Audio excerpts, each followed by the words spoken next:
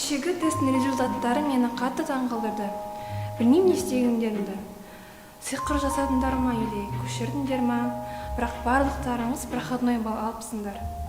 Может, өздеріне шапалақтап қоясыңдар?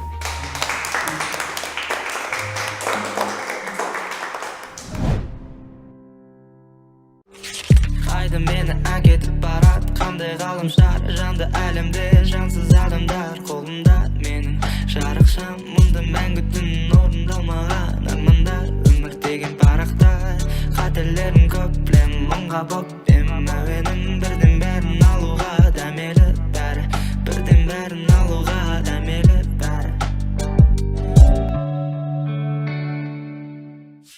Так, үй жұмысын кім орындап келді? Как всегда. Байқаңдар, шыққан жауап кетпесін. Онда қазір бір-бірден маған көрсетіп шығасыңдар. Осының бәрін шынымен де өзің жаздың ба? Конечно, мен тупая емеспін ғой. Бәрі дұрыс. Жарайсың. Сен алдында ұйықтап қалдың ғой осыны өткенде. Қайдан үйреніп алдың? Мен ютубқа кіріп, осыған ұқсас есептептен өзімді сон қарап жасадым. Осының бәрін сен салдың ба? Ой. Так, мына жерде қазір есептеп көрейінші. Жауабы минус 461. 461? Так, я, дұрыс. Оны қайдан біліп қойдың? Ойша есептедім. Ойша? Мына есепті? Қатты қиын жаттығу емес қой, калькуляторсыз да болады.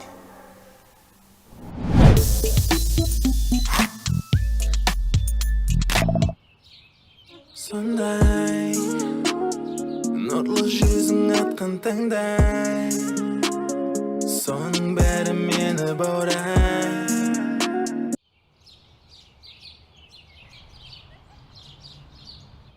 Түсі тұрш, сен еңаттарды классында оқисың ба? Шалон қанша қайда оқиды? Сен маған көмегің керек. Көмектеспеймін мен саған. Кетші. Окей, мен саған айфон ойнауға берем. Ладно, айта бер. Қандай көмек керек? Саған шынымен де жаняна қалды ма? Сен маған көмектесесің ба, жоқ па? Сен оның қасына барып, сенімен танысам бола ма деп айтасың. Болды? Ал ол жақсы қыз ба? Ол бір апайдың шашын жалып жүрген, сол апайдың екінші этаждан секіріп кеткен. Бұлай жақсы қыз. Так, Айдана, мен саған қазір есептер берем. Сен оларды ойша есептеп көр, е? 4506. Жақсы. Келесі есеп. 6780. Я, сен де бір экстрасенсің, немесе сенде ерекше математикалық дарының бар. Қойыңшы менде?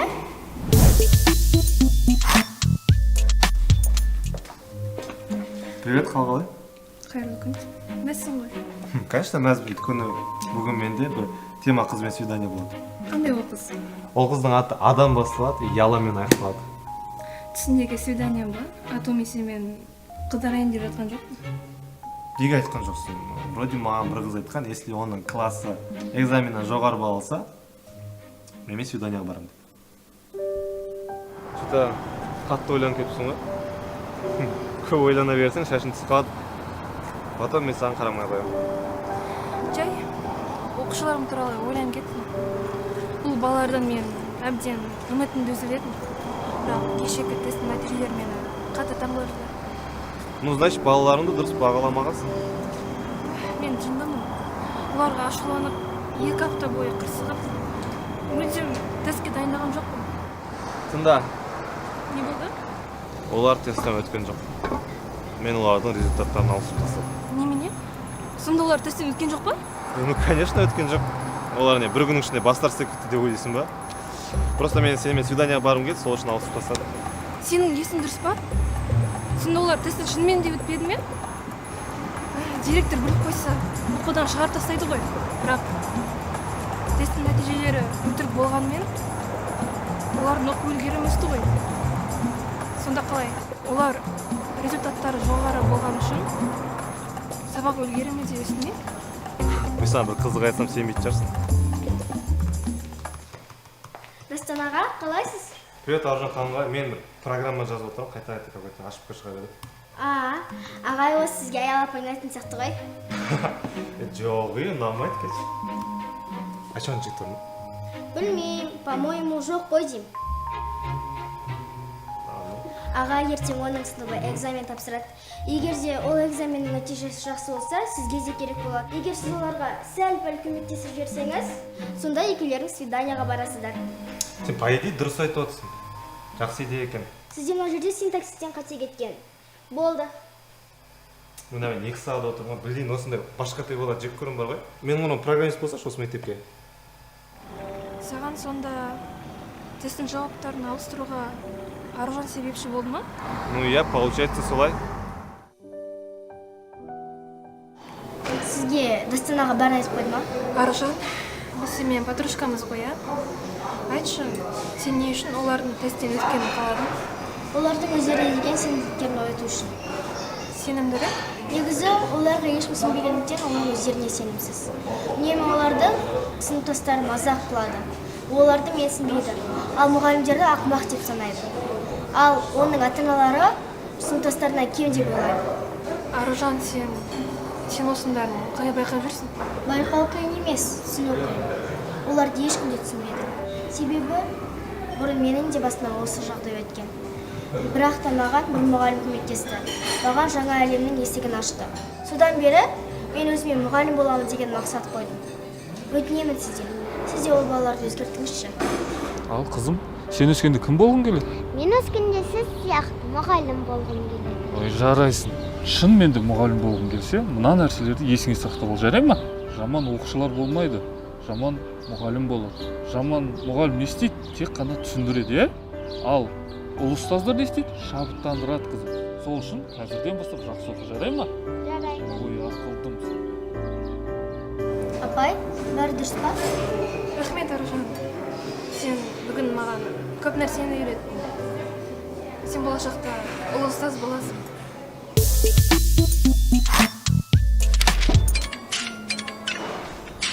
Жаным, отырсам бола ма? Сен кеше мені қақып кеткен бала емессің бе? Немене кешірім сұрауға келіп тұрсың бе? Я, мне извинения. Папай, ал сен кешірім сұрауды біледі екенсің ғой, я? Я, білесің бе, мен саған бір нәрсе айтқым келеді. Мә, Данчо, сен не біз тастап, қызбен тамақ ішетін болдың ба не? Жоқ, олбай ғой, қасыма отырып алған. Немене сен совсем жынды екенсің ғой, аш извинениемен қосып.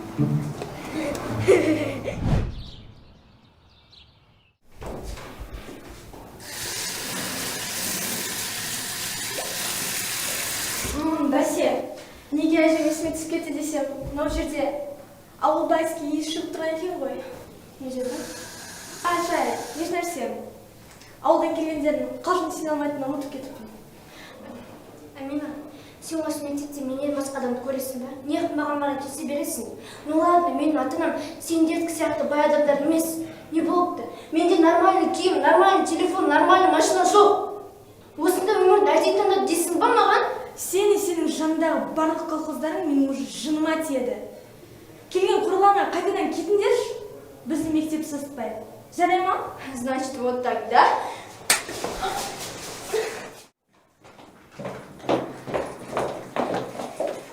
Почему все проблемы только из-за тебя? Сколько раз тебе говорить, тихо ходи. Это все из-за тебя. Алга барает, там будем жить. Вот, смотри. Теперь ребенок страдает. Мені не үшін одан кешірім сұрауға мәжбүрледіңдер? Мен түк қатысым жоқ оған. Қызым, егер сен кешірім сұрамағанда, оның ағасы бізді сотқа беретін еді. Сотта суға ақшаны қайдан табам? Ауылдағы үй сатылып па? Какая невоспитанность. Доча, смотри, в какой школе ты учишься? Об этом все только мечтают. Оқығым келмейді бұл мектепте. Бәрі менен издеваться етеді. Всегда позорым шашылады. Мы же тебе так и говорили. Они дети олигархов. Говорили и будут говорить. Неге біз сондай кедей отбасыдан туылған екен? Бәрінде күшті телефон, әдемі киімдер, бәрі мықты машинамен келеді. Ал мен қандаймын? Даже менде оның біреуі де жоқ. Сонда біз соған да татымаймыз ба?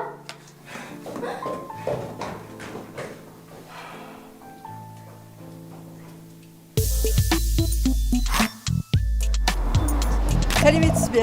Айдананың классына келген жаңа мұғалімсіз бе? Сәлеметсіз бе, иә? Қалайсың, Айдана?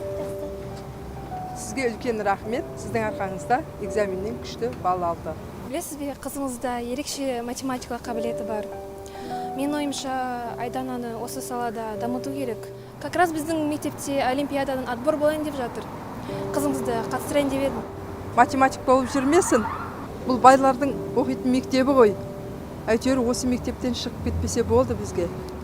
Бірақ бұл байдың балалар мектебі емес. Сіздің қызыңыздың білім алып жүрген мектебі. Және сіздің қызыңыз мектептің бір мүшесі.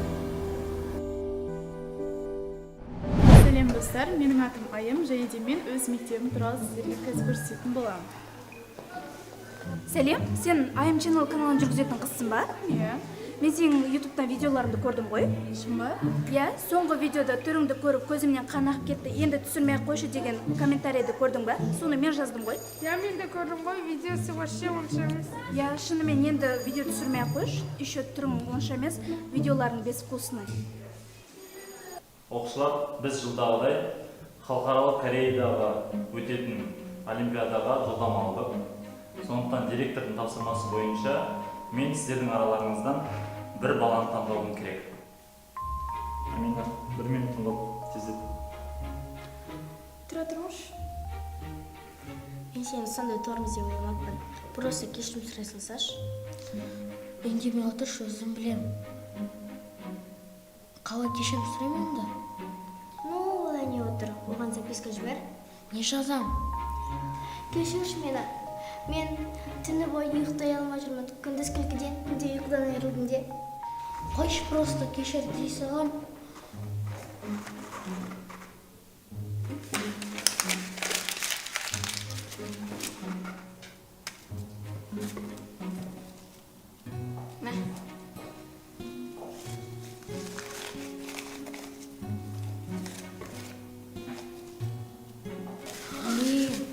Только мостта секіріп кетіп жүрмеш. Так, Амина, дұрыс емес. Отыр. Балар, Амина, кішкене тырысып қараңдар. Мына есеп ондайға қиын емес. Тек сіздер барлық нәрсеге тіке қарайсыңдар. Олай емес, кішкене басқа қырынан қарау керек. Так, кім тағы өзін сынап көргісі келеді? Ағай, Айдана шығам деп атыр, Айдана шығам деп атыр. Сен көргің келе ма? Ну, давай, көрейік. Ой, отырсайш, осы қой жай емес қой. Даже мен шығара алмадым. Так. Өшір, жаз.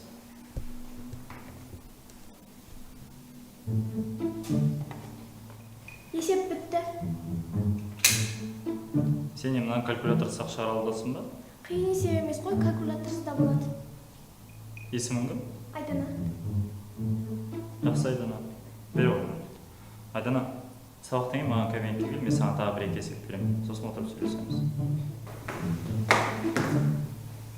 Упс, байқамай қалдым.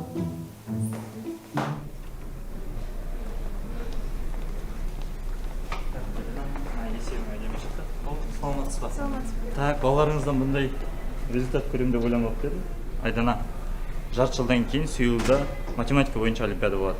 Мен соған сені алып кеткім келеді. Барасың ба? Жарыс? Сеулда? Кореяда ма? Білмеймін, мен қолымнан келеді ме?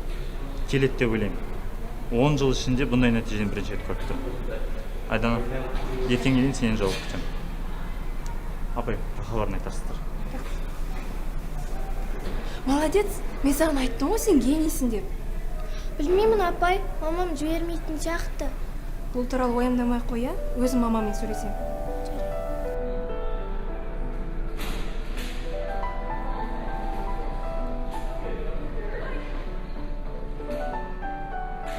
Сабақты бастамай тұрып, сендерден кешірім сұрағым келеді. Не үшін кешірім сұрап тұр? Шынымды айтсам, осы уақытқа дейін сендерді жек көріп келгем, сендерді ақымақтар деп ойлағам.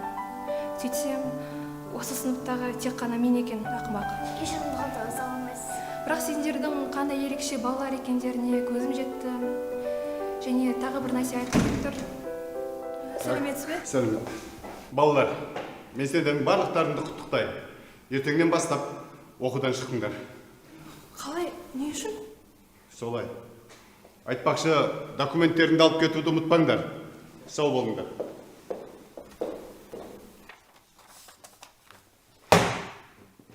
Бәсе, неге бұлар жоғары бал алды десем, ақыр заман келген ба деп қалдым ғой.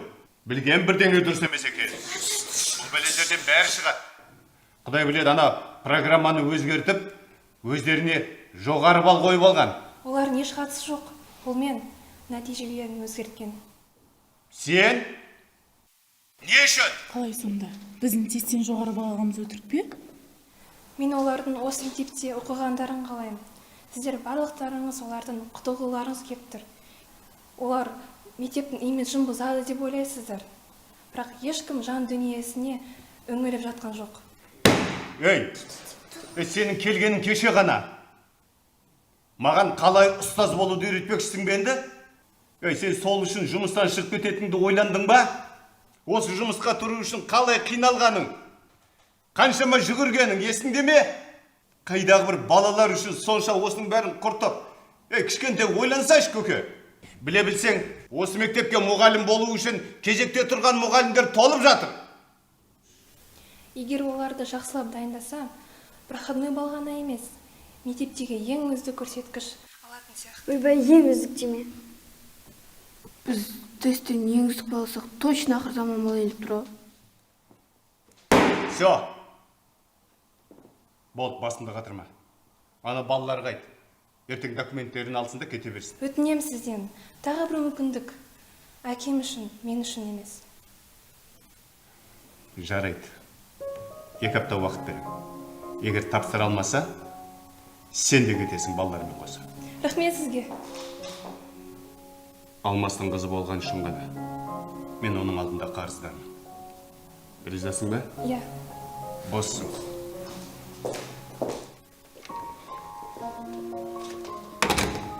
Тыңдандар. Тағы да тест тапсырасыңдар. Осы жыл өтпесеңдер, мектептен точно шығамыз. 2 апта ғана берілді. Ертеңнен бастап дайындық. Апай!